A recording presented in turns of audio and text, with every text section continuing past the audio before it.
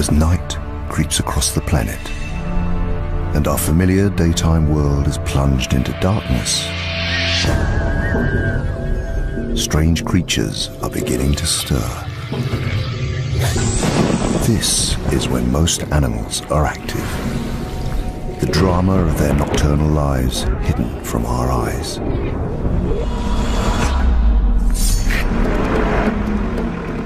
Now, a team of scientists and filmmakers is on an expedition to the remotest parts of South America. Whoa, whoa, whoa. What is that?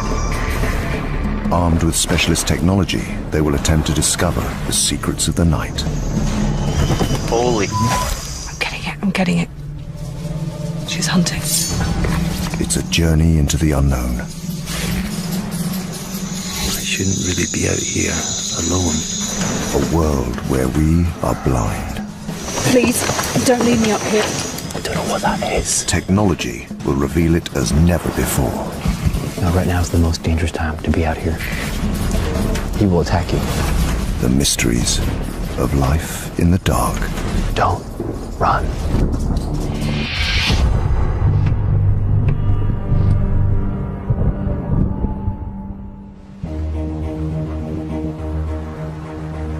Over 6 months, the expedition is traveling the length of Central and South America, from the pristine rainforests of the north to the darkest heart of the Amazon jungle.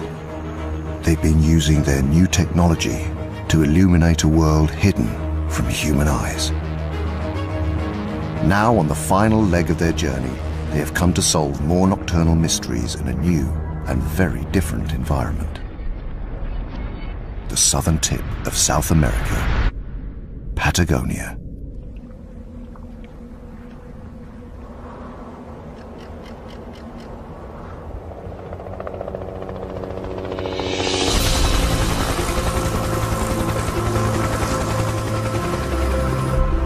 Bryson, we're going to head off now. We're going to check out another ridge line. All right, we're going to take the other road and loop back around. That makes sense, because we're going to carry on in this direction. Heading up the team of wildlife experts is biologist Dr. George McGavin. We've come to the Torres del Paine National Park, right at the southern tip of the Andes, and we've come here to look for the largest ranging land carnivore in all the Americas, the puma. The puma is the top predator here. They're a crucial part of the mountain ecosystem, but their behavior has been little studied. We're pretty sure we know what they do during the day. They sleep. But what a puma does after dark is a black book. There is a higher concentration of pumas here than anywhere else on Earth. The team will use their specialist cameras to build a more complete picture of their lives. They've never been filmed hunting after dark, ever. If we can do that, that will be the holy grail of puma ecology. Their first challenge is to find a puma. That means splitting up and searching by day for possible lairs. 3 miles from George, nighttime camera specialist Justine Evans scans from the air. So it's huge, huge area. And there's a series of ridges and valleys, lots of lakes, endless little rocky outcrops where pumas could hide away. Justine is guiding a third team member, biologist Bryson Voirin, the expedition's tracker. You know, the most difficult thing about this place is actually finding a puma. It's like looking for a needle in a haystack, except this needle is moving around. Bryson has spent years studying nocturnal mammals. If he can identify where pumas are hunting, then Justine can return at night to film them. Be careful in there. You don't want to corner a puma or scare it. Justine, I'm seeing lots and lots of game trails here, so it seems like there's a lot of activity with animals. By working in different areas, the team hope to maximize their chances of finding a puma. I'm just looking for anything I can see, tracks or signs, bits of remains of animals, anything that will hand us a clue. You know, hunting animals, you have to be sneaky, you have to have a strategy to catch whatever you're eating. And if you're doing it after dark, you have to have a special suite of tricks up your sleeve. Here, the puma's meal of choice is guanaco, an ancient cousin of the llama. They are constantly alert, almost impossible to hunt by day, but at night, they are vulnerable. Ooh, wait. There's a kill here. Look, just right next to me.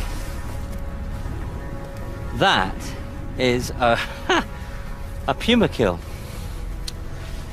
Look, right under that bush. Now it's been hidden. What they do is they hunt for their prey and they jump on its back, and then after it's killed, they can't possibly eat an animal of this size in one go. So they hide it under all this brush and it's completely hidden. They then come back over 2 or 3 evenings and eat it all. And that is the remains of a kill. So there's a guanaco, that's all that remains of it. There'll be no more eating here. That's just skin and bone now. It's proof that a puma is hunting here. To see the animal in action, the team must return after dark.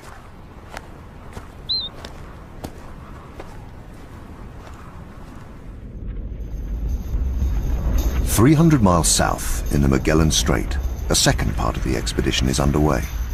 Wildlife cameraman Gordon Buchanan will use state-of-the-art technology to shed light on a marine mystery in these rich waters.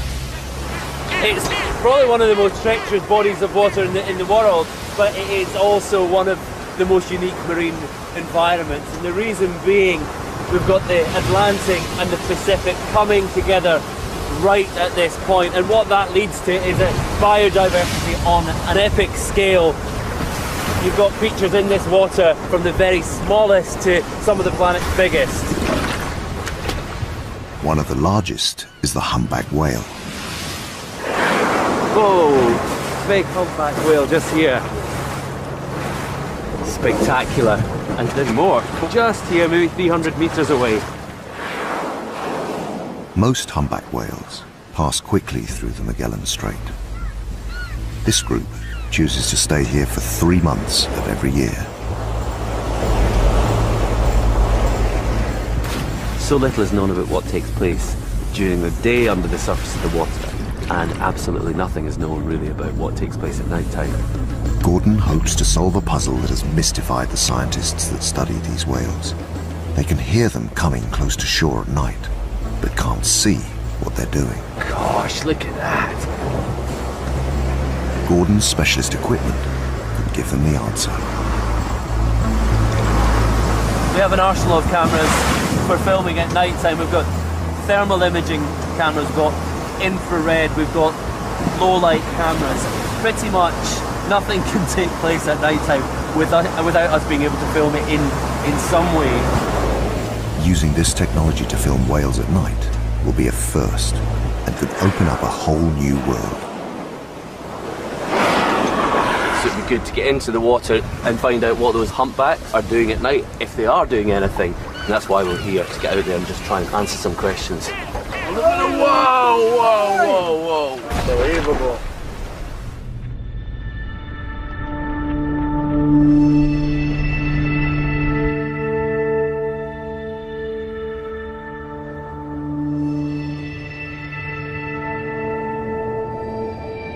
As daylight fades, 300 miles north, the Puma team has split to search the area where George found a kill. This is the time that the pumas are just waking up, going around looking for dinner. It's a really good time to see them walking along the hillsides or in the valleys. Tonight, we've got all 3 teams out in separate vehicles and driving all the tracks. We're just throwing everything at it tonight, getting everyone out there. It's a large area. We need to spread out as far as we can and to use a variety of strategies if we're to see anything good.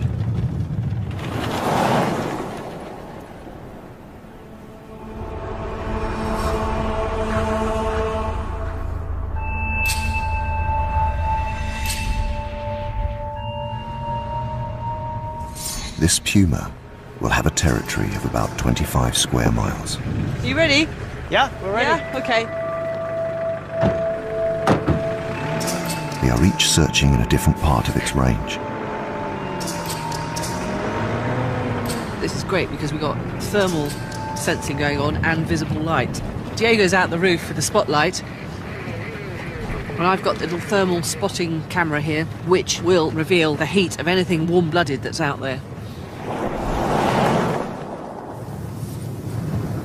Right now, we're using lights to find the pumas, but as soon as we see one, we gotta turn the car off, turn off all the lights, and switch to either infrared or thermal cameras that don't emit any light, because lights will scare the pumas away. 3 miles west, George is with 2 biologists who have studied the pumas here for years. Yeah, what we're hunting for is green eye shine. Pumas have got very big eyes and they glow bright green in a headlight beam. So it'll be very obvious if there's one there. Quick, quick, quick! So something just ran out of the bushes. Where did it go? Oh, I see the eye shine. It's moving too fast. Fox. Yeah, it's a fox.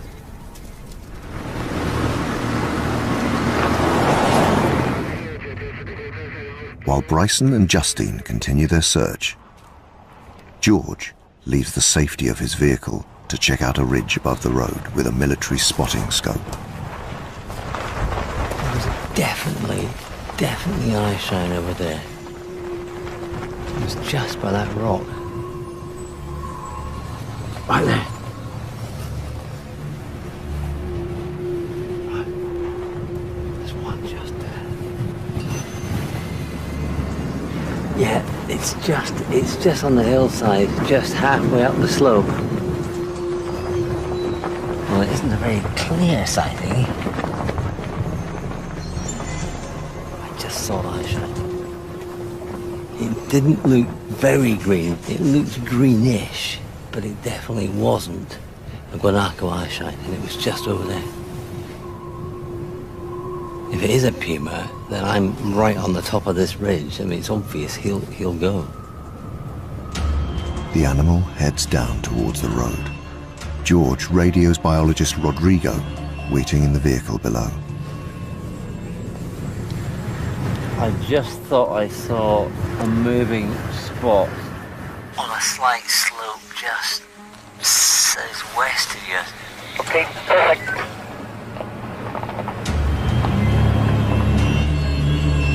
Now Rodrigo must try to intercept the animal as it crosses the road. Stop. Did you see something? The binoculars? Yeah, it's a puma, Christina. Absolutely 100% puma. Okay. This is great for filming. Give me the radio. Rodrigo calls in Justine, who is 2 miles away searching on a different mountain track. Rodrigo, how are you getting on, over? Oh, yeah, we just spotted puma. Quick, it's just here. Perfect. Okay, we're on our way. Let's go. Let's move on. Great news. The challenge now is to stick close to the puma. With luck, Justine will get there in time to film its behavior at night.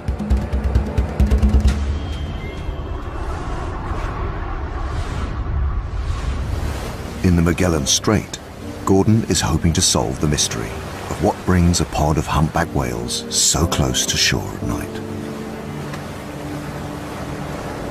There's so much about these animals that we don't know, so much about them that we'll never know. And the reason is because most of the things they do are done in complete darkness. Gordon is relying on his thermal camera to see in total darkness, but there's no guarantee his technology will even detect the whales. This has never been attempted before. We're answering some questions, we're learning new stuff, and we're only able to do this because of the technology that we're using. This camera, it's a thermal camera, so it sees heat sources. Humpbacks are incredibly well insulated. They've got thick layer of blubber, so it may well be that humpbacks actually don't give off a temperature signal. They might be the same temperature as the water, we just don't know. This is the first time anyone's ever tried to use this technology to find these animals. Within minutes, the camera begins to pick up unusual activity in the water.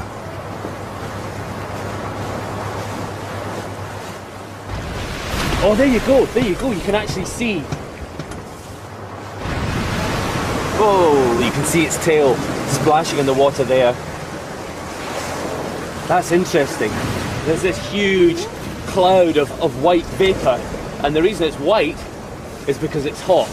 It's hot breath being expelled from these huge lungs, and it shows up much warmer than the ambient water. Now, you see that? Oh, great! Huge tail splashes and clouds of water coming up from the surface, not just from it slapping its tail, but from its blowhole as well. We come out looking for behaviour, and this is not at all what I expected to see. From this distance, Gordon can only speculate what the whales are doing. Maybe a way in lower light conditions for whales to communicate to each other, let them know precisely where they are. That sound, that huge thunderous sound of the tail slapping on the surface of the water, will carry literally for miles. But they also do it to stun fish. They'll swim through a shoal and then they'll give a huge tail slap, literally stunning the life out of the fish, and then they swim back round, hoover them up. This is spectacular. Humpbacks need to eat 1.5 tons of food every 24 hours. They must feed both day and night. But what brings a pod of humpback whales close to shore remains a mystery. What we've seen at night time is whales moving closer into the close. What I'd love to do is get in to find out exactly what they're doing. Look at that! Oh.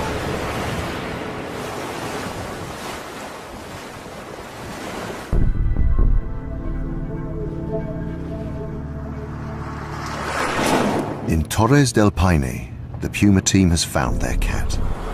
Now Justine wants to see just how it operates in the dark.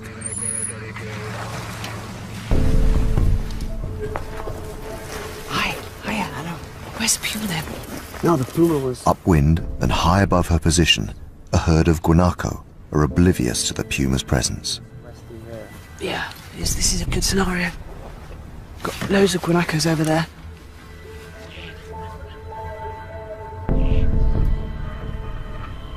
Hunting at night dramatically increases the Puma's chance of a kill. It's going up over the ridge. By day, it's almost impossible to get close enough to ambush prey as alert as these guanacos. At night, the Puma's superior eyesight gives it the advantage. What's happening, Diego? Are they doing anything? The Puma is sitting there, getting closer to the guanacos. Justine fires up her thermal imaging camera, and the Puma's heat signature is immediately revealed. Got it, I've got it. Can you see it? Well, it's trying to get closer.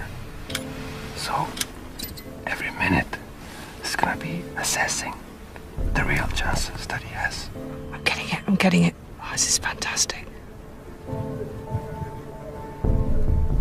She's hunting. Wow.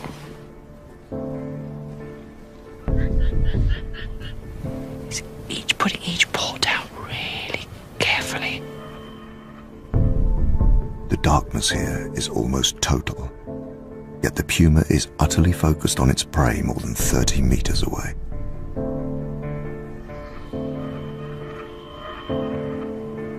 But he's perfectly equipped to be hunting at night like this. It's got a great sense of smell and hearing. Even though the moon hasn't come up and it's really dark out there, he can still see very well. Guanacos have a highly developed sense of hearing. The contest is so finely balanced that the Puma must take the guanacos by surprise.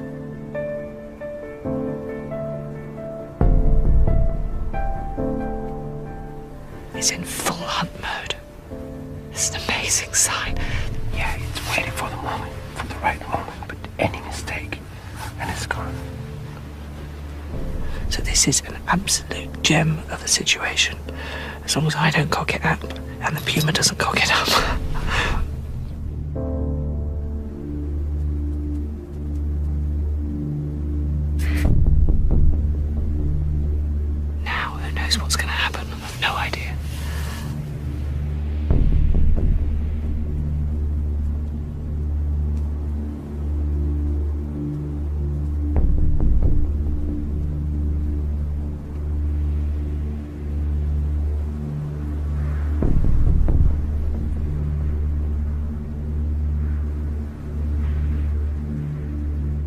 puma is about to make its move.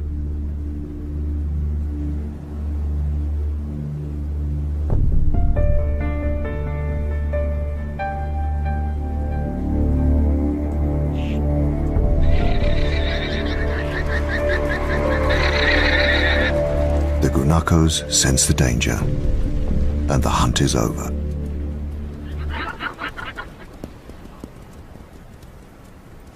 That was such a shame. It looked like he had got everything right, and suddenly, bang, they were all going. It makes you realize just how hard it is for a puma to hunt.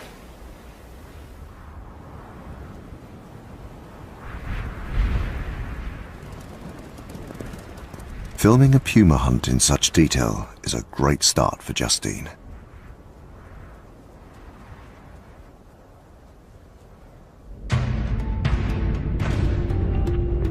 George is traveling 2,000 miles north to solve another mystery. He's come to the Atacama Desert. Well, the Atacama, where we are now, is probably one of the most inhospitable and dry places on Earth. There are parts of the land here that have never had rain ever in recorded history. I mean, it's that dry.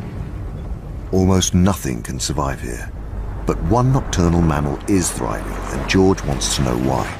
I'm heading to this island, which is just a short way off the coast, and it's believed to have a colony of vampire bats, and that is really what I want to see. And they're only active and they only fly when it's totally dark.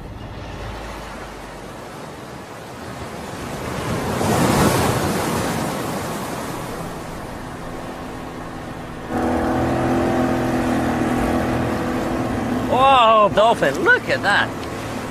Whoa. They're right under us.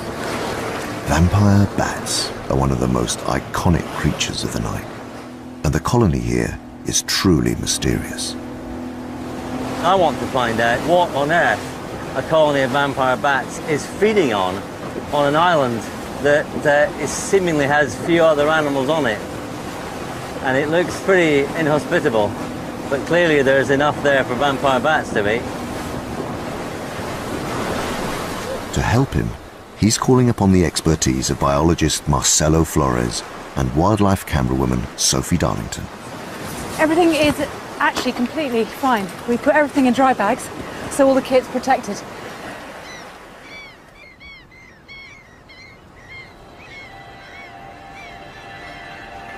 This is a hostile landscape littered with boulders and coated with guano, or bird excrement. I've never been anywhere like this before. It's just the overpowering stench, which is just everywhere. Looking around, it's sort of like you've landed on the moon a bit. It's really desolate, like a lunar landscape. It's incredibly bleak, really dry, really arid. George's first task is to find where the bats are roosting. They say that the cave with the vampires in it is actually on the coast, so it's really important that we find the cave as quickly as we can, because if we can't find it now, we won't find it in the dark. This looks very like the cave. Yeah. Great.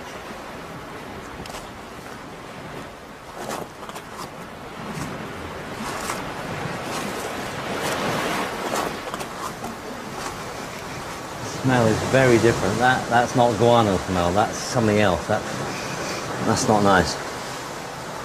That really is not a nice smell. Acrid, that's urea, uric acid, really intense urine smell.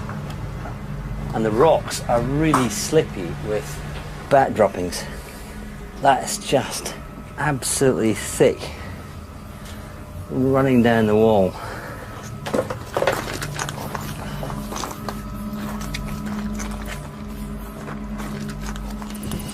Oh yeah, there's one. It just flew back. Two. Oh yeah. There's about 8 vampire bats just looking straight at me. 9, 10. Oh, there's more up there. This is the first time I've ever seen a vampire bat, and it's what, 6 feet away from me. That is amazing. Oh. These tiny bloodsuckers don't use their eyes to find their victims.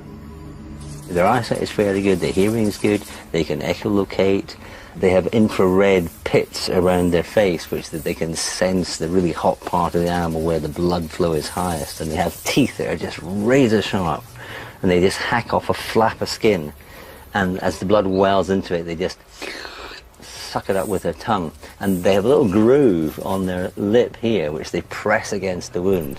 And of course they introduce anticoagulants into the bite so that the saliva, it makes the blood flow, it just flow and flow and flow.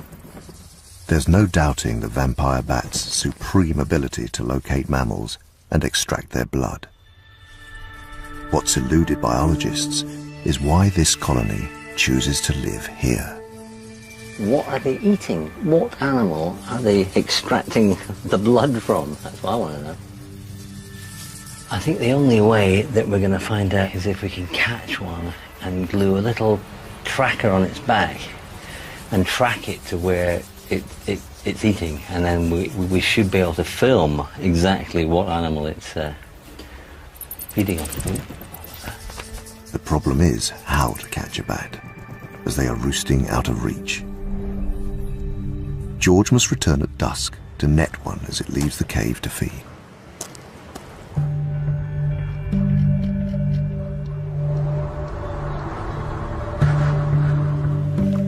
Back in the Andes, the Puma team prepares for dark. Okay, ready. Ready. Rough. They've had a good start, filming a puma hunting. Now, Justine wants to spend more time with this secretive predator. What we really want to find out is what pumas actually do during the night. And that is when they do everything that pumas get up to. And we're going to need quite a lot of luck. But we're hoping to see some unique behavior.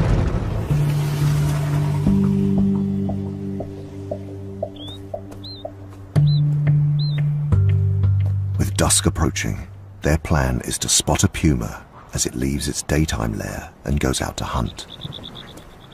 Bryson has already picked up a trail. Oh, look. Fresh tracks. Right here. There's another one right there. Look at that. Wow. That's a good one. Here's a nice paw print right here. It's big, but it's not huge. You know, a full-grown adult would be a bit bigger, about the size of the middle of my hand. So it's a teenager. He's been walking right here. And that's a pretty good span between footprints. Yeah. He's a pretty good size, though. He's not little.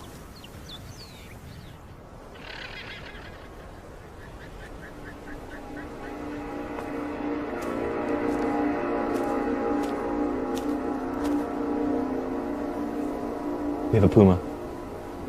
There's a puma right here. He's just came out of the woods. Okay, he's walking along the edge. There he is. Wow. He's right there. Huh? He's looking. Nobody move. Everybody stay still. There he is, right there. He's walking in the brush. What's amazing is he's not making any sound at all. I can't hear him at all. God. I mean, he's an absolute silent hunter. Pumas are at their most dangerous when they haven't eaten for several days. He's hungry and he's looking for a meal. So I really got to be careful right now. The last thing I need to do is act like a prey animal. Under no circumstances can I run. That's the worst thing to do. The thing is, you don't hear a puma coming. If you're lucky, you see it. Should it choose to, this puma is more than capable of killing a fully grown man. Don't run. Don't run. He will attack you. He's just staring.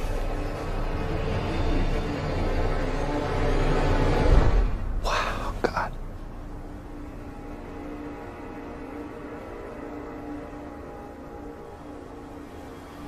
You know, this is the top predator.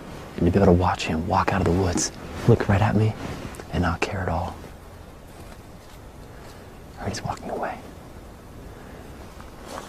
That is the most elegant predator I've ever seen.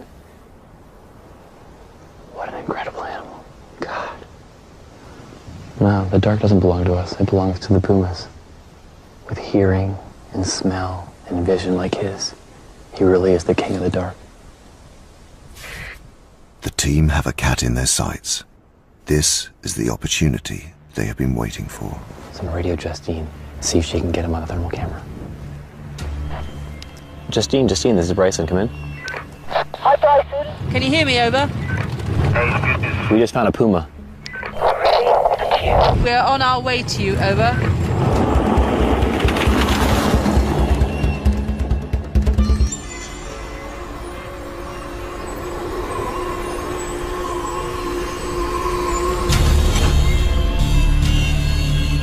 Off the coast of the Atacama Desert, George and biologist Marcelo are heading back into the cave to catch and tag one of the vampire bats as it leaves the roost to feed.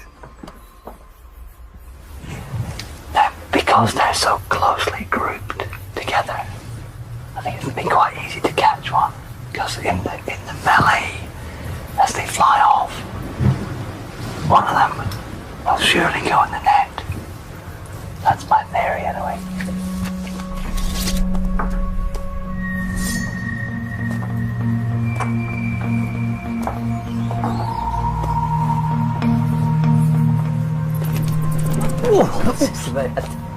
Took my head off that one. Ah. There's a few That here. one there. Yeah. There's one there. Yeah, and another one flew behind you.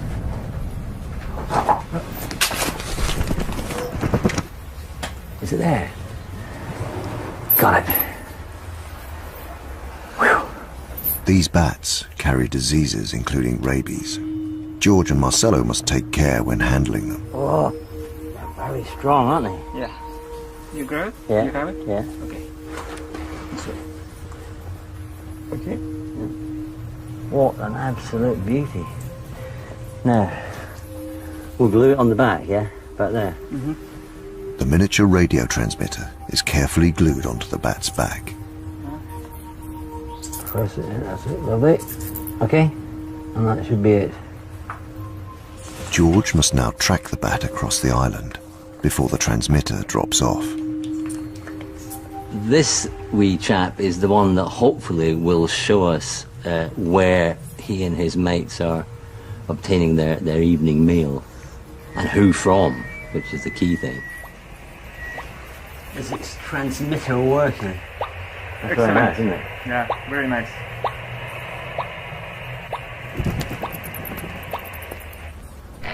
Yeah, I can hear you good. I just found I think... Justine and Rodrigo are on the trail of Bryson's puma. Right here.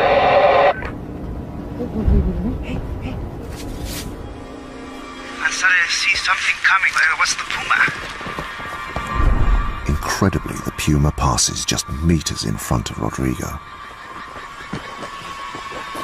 I saw it run across the road in front of you. Oh, that was extreme, actually. I'm nervous now. I'm trembling. It was really, really near. And it ran off over the hill, clearly hunting. And then I heard all the guaracos just alarming. You could hear them all just going. And we can't see the puma now.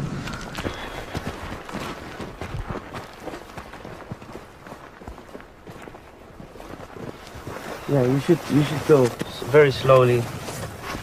Maybe we should go around. Yeah. Pumas are ambush predators, with proportionally the longest back legs of any big cat. They can leap 10 meters through the air and bring down prey with a single bite to the neck. Wow, we're so near. Oh, there's the puma. Turn around, look. Turn around. I can see I saw eyes shine just then. Yeah? Yeah. There. By the time they find the puma, Just there. it's clear he's been successful. I think he might have food in there. He's pulling at something. Pretty sure there was a kill here. Yeah, he's pulling at something. See the head going up and down?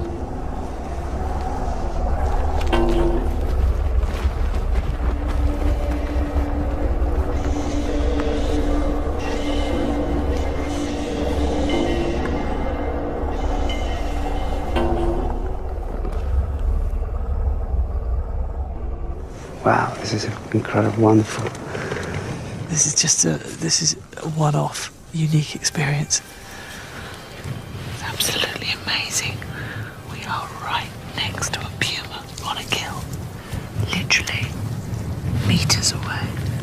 And we are so close, we can just hear him crunching the bones, pulling at the meat. He's just completely absorbed in feeding, not bothered about us whatsoever.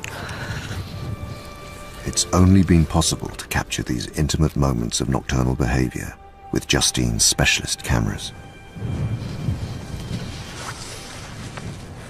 He's probably going for a snooze.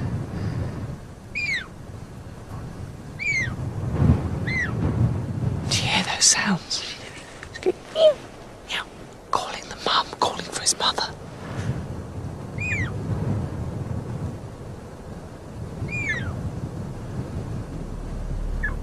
Which means we actually should really have a good look round, because if the mother's turning up, we are in trouble.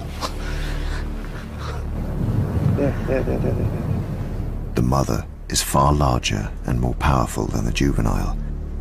It's time for Justine and Rodrigo to leave. To film natural behavior, Justine needs a safer way to stay on a kill.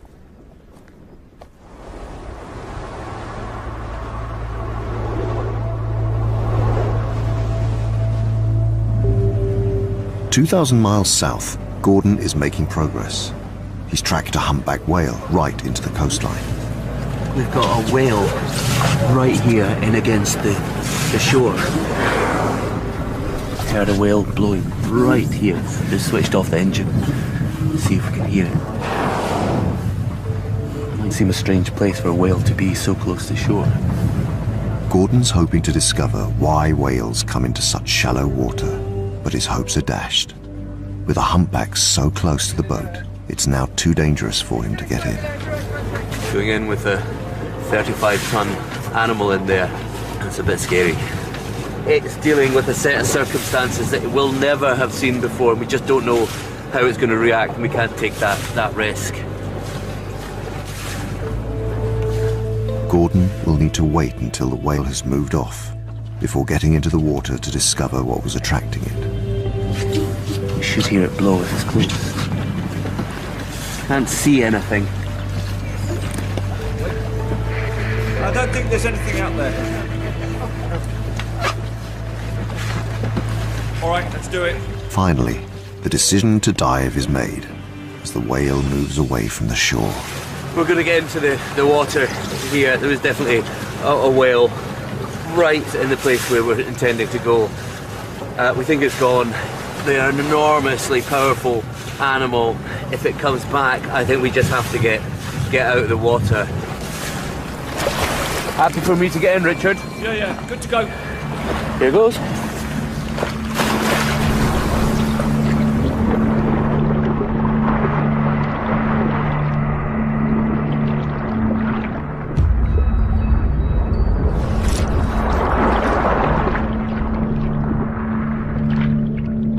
Even with his lights, Gordon can only see 10 meters in the gloom. It's a claustrophobic and disorientating environment.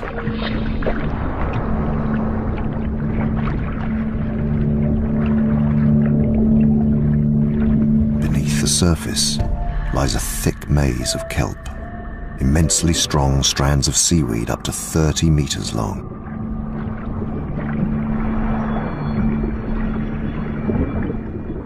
The closer to shore, the thicker it becomes.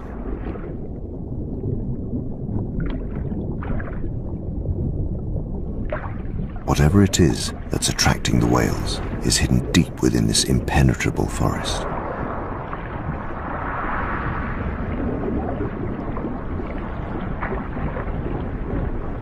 Like tentacles, the weed clings to anything it comes into contact with, ensnaring Gordon at every turn.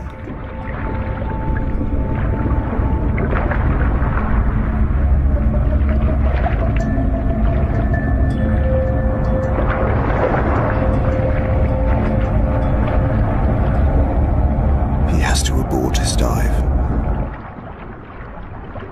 Gordon is to solve the whale mystery, he must find another way.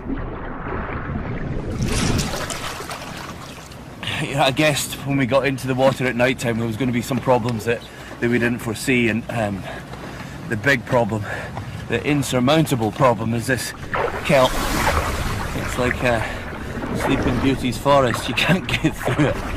It's impossible. You just get tangled up in it. Yeah. Far from a result.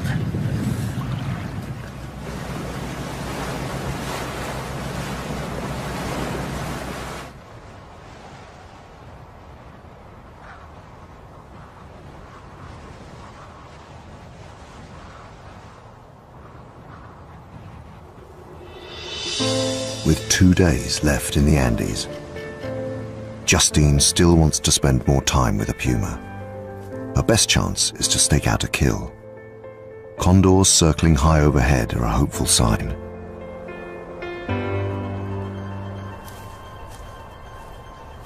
We've been seeing lots of condors flying, circling just over the brow of this hill. And that can only mean one thing, that there's a puma kill around. If Justine is right, then the puma will be resting up nearby, waiting to return after dark. This is just going to be fantastic. This is what I've been waiting for. I can stake it out, I can get the hide in, the camera on the tripod, and just sit quietly and hopefully observe some behaviour. So far we've been driving around on the tracks, and that's been very productive for actually sighting pumas. But I want to see some behaviour now, and I want to get to know the personality of this puma. In the next valley, Justine discovers the fresh remains of a juvenile guanaco. Look at that. That's a really fresh kill. Huh? You see where it's been bitten into around the neck, just beneath the jaw. It's opened up the guts, but nothing's been taken from the legs or the chest. I mean, there's most of the meat still left on it.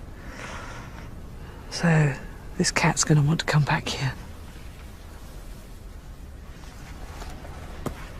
Moving back to higher ground, Justine prepares for the puma's return. I mean, it's essential that I'm here and ready before it gets dark, because that's when the puma is going to be on the move. So I've got this rather alarming pop-up tide. But this is going to be it. This is going to be home for the next 12, 14 hours. I just have to have a bit of luck now.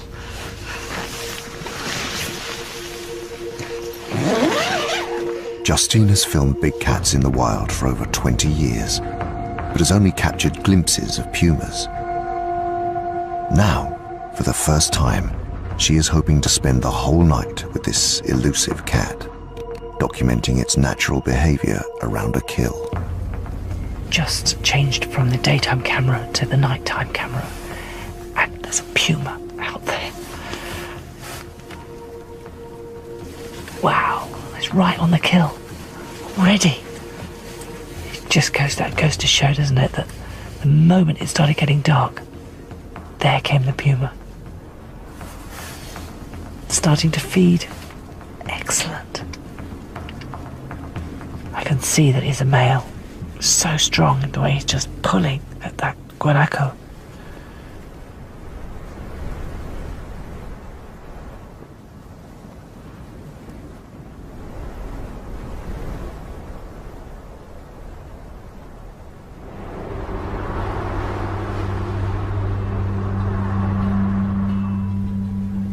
He's walking away. Ah, there he is. He's lying down.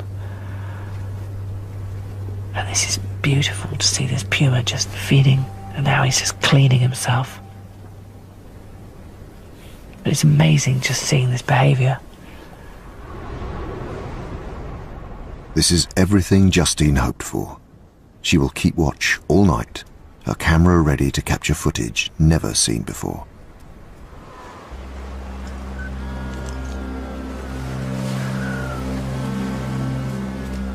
Back off the coast of the Atacama Desert, the vampire bats have left their roost to begin a night of feeding.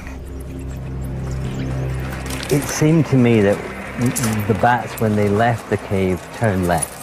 So we're now heading along the island in that direction. So if my hunch is right, they should be over here. Using the VHF receiver, George and Marcelo hope to track the bats to their victim. Got it. Oh, I heard something. Yeah. Yeah, there. Yeah. Very faint. Marcelo has identified the signal coming from George's tagged bat. At first it was very faint, but it's a lot stronger now. It's like beep, beep, beep. And as long as you follow the bleep, then you will end up hopefully right at the bat. Following the signal for over a mile, George is getting closer to discovering where the bats are going to feed. And on what. That's very strong now.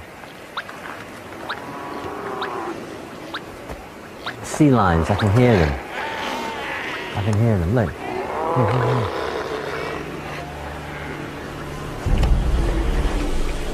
We may be one step closer to solving the mystery.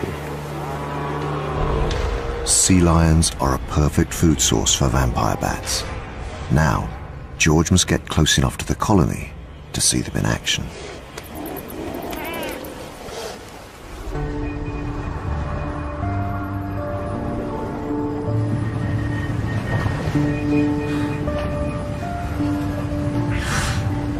Further south, Gordon is getting closer to solving the puzzle of why the humpbacks are coming so close to shore.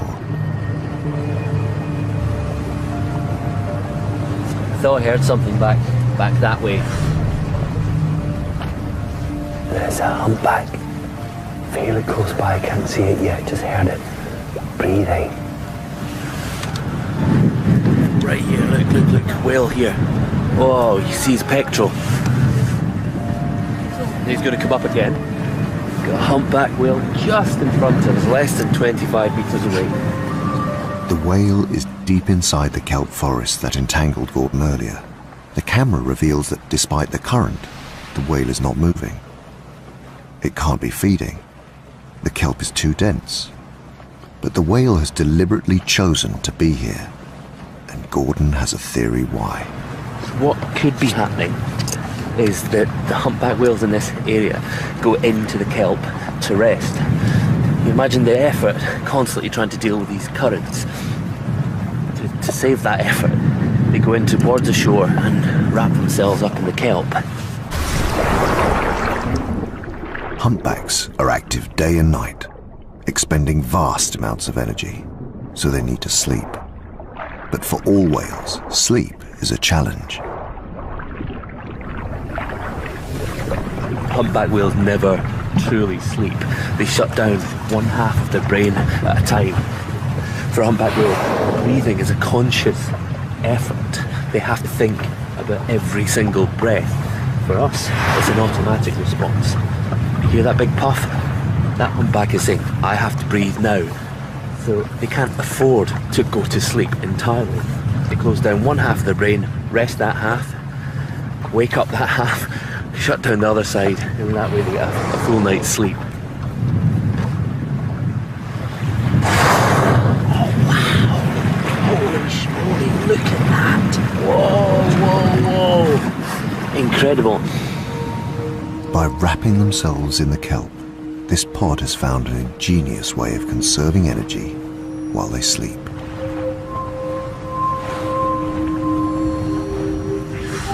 I think to be this close to a humpback whale takes your breath away.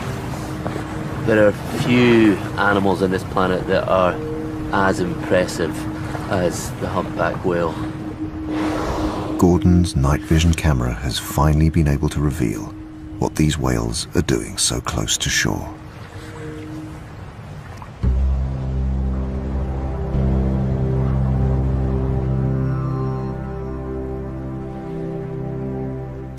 In the Andes, Justine has been watching the puma for 6 hours. Most nighttime encounters with these predators are fleeting. She's lucky to immerse herself in this cat's world. It's just wonderful using this camera. I have no lights on, just sitting here in the dark. So it's not disruptive at all.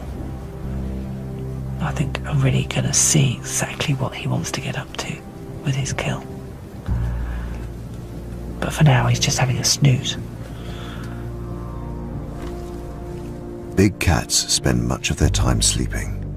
The puma only stirs as a storm front begins to move across the valley. It's gusting at extreme speeds, and I'm not sure whether this hide is just going to blow over.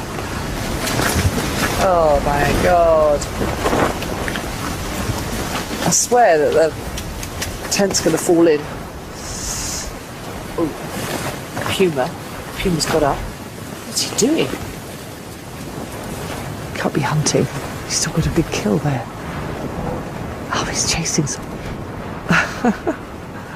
He's probably just trying to keep warm. That's great.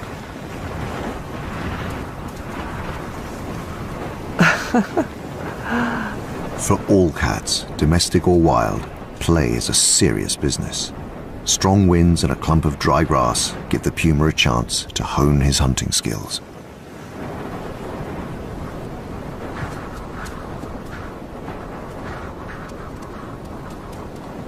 He's playing with it, just biffing it.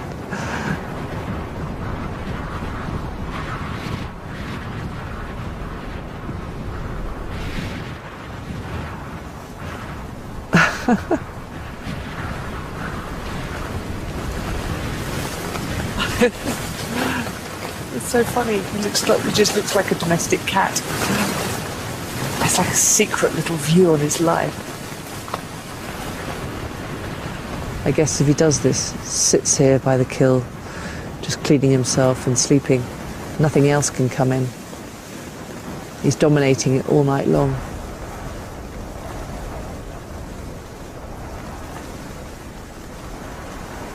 This is the sort of amazing behaviour that I just wanted to see. Just the cat alone, blissfully unaware of it being filmed, doing what it does in the night. I just really feel I'm seeing the true side of the puma. Oh, that's wonderful. It's the perfect end to Justine's expedition. She's seen pumas hunting, feeding and playing, capturing unique footage of these beautiful animals and their nocturnal lives. In the Atacama Desert, George has called in wildlife camerawoman Sophie Darlington. Her thermal camera will be able to capture the vampire bats feeding. What we need to do to nail it is to see them feeding. That would be extraordinary. That's it. George has tracked them to a sea lion colony on the far side of the island. It could be a perfect source of blood for the bats. We're coming down here. It's going to be absolutely awesome. That would be incredible. Sophie's night vision cameras should provide the answer. Well, we're just waiting for the bats to arrive. We're almost set up now. So any minute now, the vampires will be flying. Soon after George and Sophie arrive, so do the bats, flitting close to them, attracted by their body heat. What do you got? Let's see. Come on. Okay. There's a big bull, and there's been a bat flying around, completely harassing him. Oh yeah, I can see it. Yeah. There's two of them now. There's three of them. That was the bite. This is unbelievable. Look at it. It knew it was And there's there. one at the back. There's one more right than there. one. The bats are all over them. All over them. They're following it. Look. There's a vampire bat. Look, it's just following it up behind it. Look at it. It's right on the bank. It's just unbelievable. So they are feeding on sea lions. The bats employ a clever strategy when attempting to feed on an animal many times their size. They land close by and creep towards an area of flesh the creature will struggle to defend.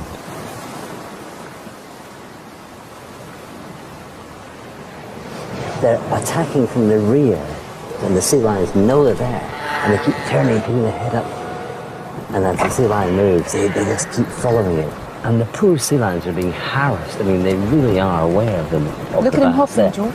You know, it dispels the myth of the the sort of animals having a quiet sleep at night. They're not. It's torment. It's absolute torment. They must be exhausted in the morning.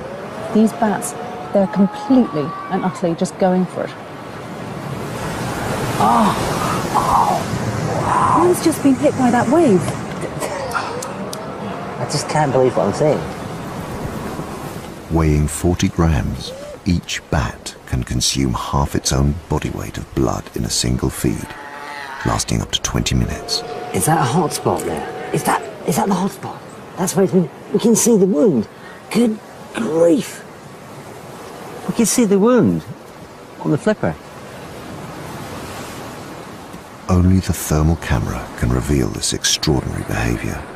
The bats are going into the rear end because that's where it's hottest, and you can really see that in the thermal camera. They're very, very bright, which means the blood's very close to the surface, so easy access for the bats and an easy meal, I'd reckon. To see the wound, the heat signature of the wound left by a vampire bat on the flipper of a sea lion in pitch darkness, that is truly awesome. It is the last of the team's mysteries solved. Now we know what's happening. That's why there's a permanent colony of vampire bats here, because there's a permanent colony of big, fat, blood-filled food bags for them.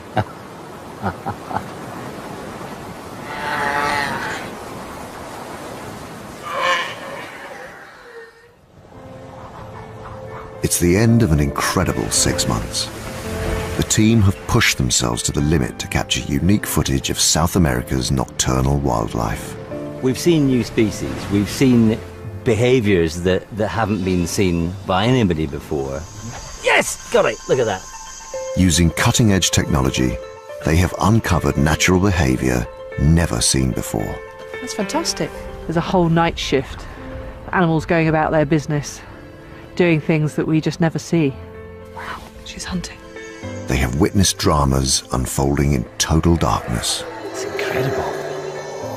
And started to unlock the secrets of a hidden and mysterious world.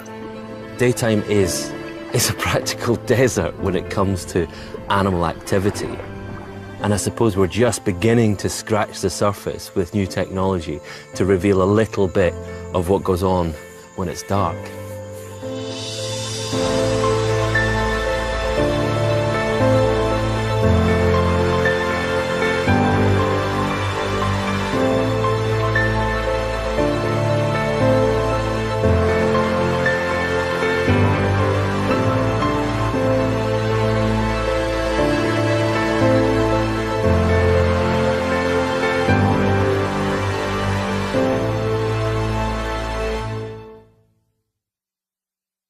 Tracker.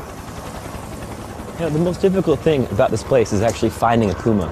It's like looking for a needle in a haystack, except this needle is moving around. Bryson has spent years studying nocturnal mammals. If he can identify where pumas are hunting, then Justine can return at night to film them. Be careful in there. You don't want to corner a puma or scare it. Justine, I'm seeing lots and lots of game trails here. So it seems like there's a lot of activity with animals. By working in different areas, the team hope to maximize their chances of finding a puma. I'm just looking for anything I can see, tracks or signs, bits of remains of animals, anything that will hand us a clue. You know, hunting animals, you have to be sneaky, you have to have a strategy to catch whatever you're eating. And if you're doing it after dark, you have to have a special suite of tricks up your sleeve. Here, the puma's meal of choice is guanaco, an ancient cousin of the llama. They are constantly alert, almost impossible to hunt by day, but at night, they are vulnerable. Ooh, wait. There's a kill here. Look, just right next to me. That is a puma kill. Right under that bush. Now, it's been hidden What they do is they hunt for their prey and they jump on its back, and then after it's killed, they can't possibly eat an animal of this size in one go. So they hide it under all this brush, and it's completely hidden. They then come back over 2 or 3 evenings and eat it all. And that is the remains of a kill. So there's a guanaco, that's all that remains of it. There'll be no more eating here. That's just skin and bone now. It's proof that a puma is hunting here. To see the animal in action, the team must return after dark.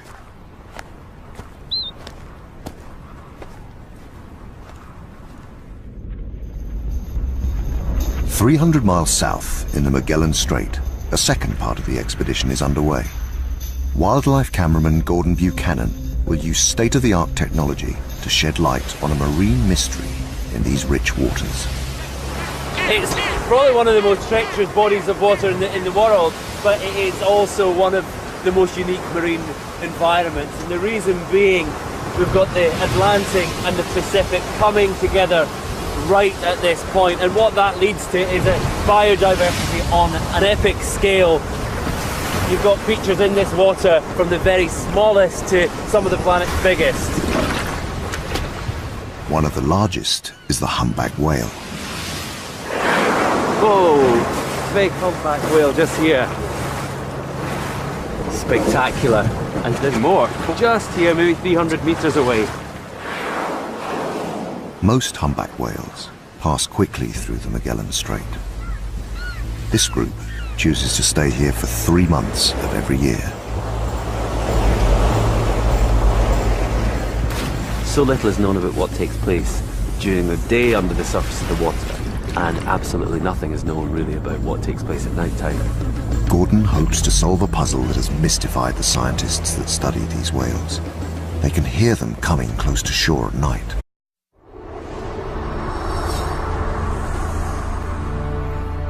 As night creeps across the planet, and our familiar daytime world is plunged into darkness, strange creatures are beginning to stir. This is when most animals are active. The drama of their nocturnal lives hidden from our eyes.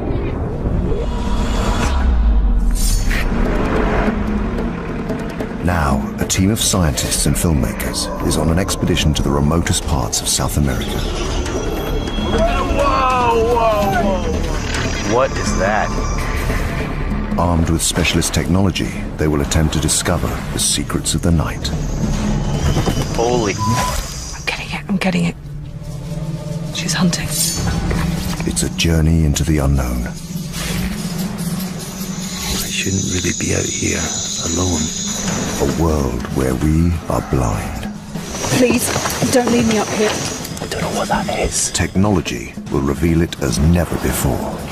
Now, right now is the most dangerous time to be out here. He will attack you. The mysteries of life in the dark. Don't run.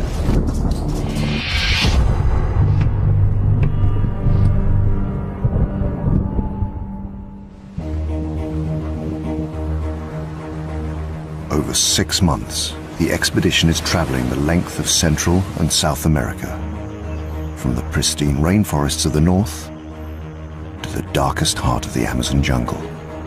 They've been using their new technology to illuminate a world hidden from human eyes. Now, on the final leg of their journey, they have come to solve more nocturnal mysteries in a new and very different environment. The southern tip of South America, Patagonia.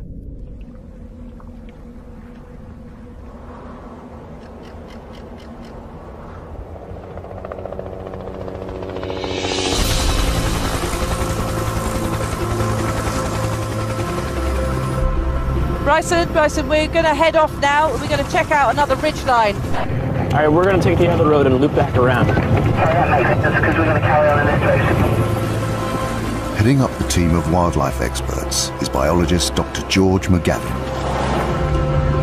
We've come to the Torres del Paine National Park, right at the southern tip of the Andes, and we've come here to look for the largest ranging land carnivore in all the Americas, the puma. The puma is the top predator here.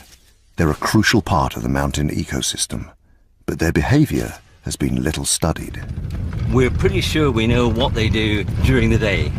They sleep. But what a puma does after dark is a black book.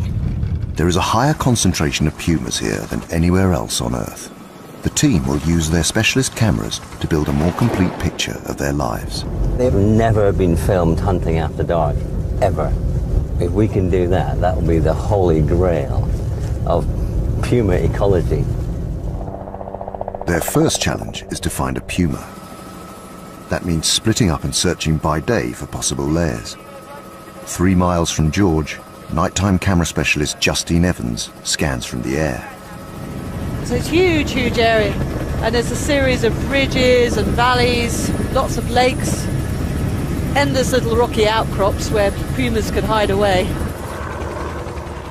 Justine is guiding a third team member, biologist Bryson Voirin, the expert, but can't see what they're doing. Gosh, look at that. Gordon's specialist equipment could give them the answer. We have an arsenal of cameras for filming at night time. We've got thermal imaging cameras, we've got infrared, we've got low light cameras. Pretty much nothing can take place at night time without us being able to film it in some way. Using this technology to film whales at night will be a first and could open up a whole new world. So it'd be good to get into the water and find out what those humpbacks are doing at night, if they are doing anything. And that's why we're here, to get out there and just try and answer some questions. Whoa, whoa, whoa, whoa. Unbelievable.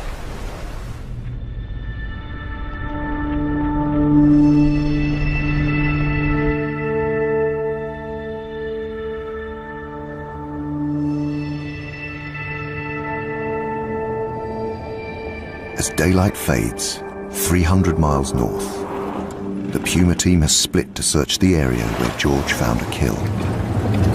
This is the time that the pumas are just waking up, going around looking for dinner. It's a really good time to see them walking along the hillsides or in the valleys.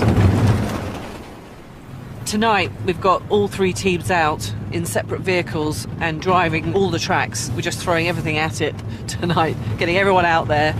It's a large area. We need to spread out as far as we can and to use a variety of strategies if we're to see anything good.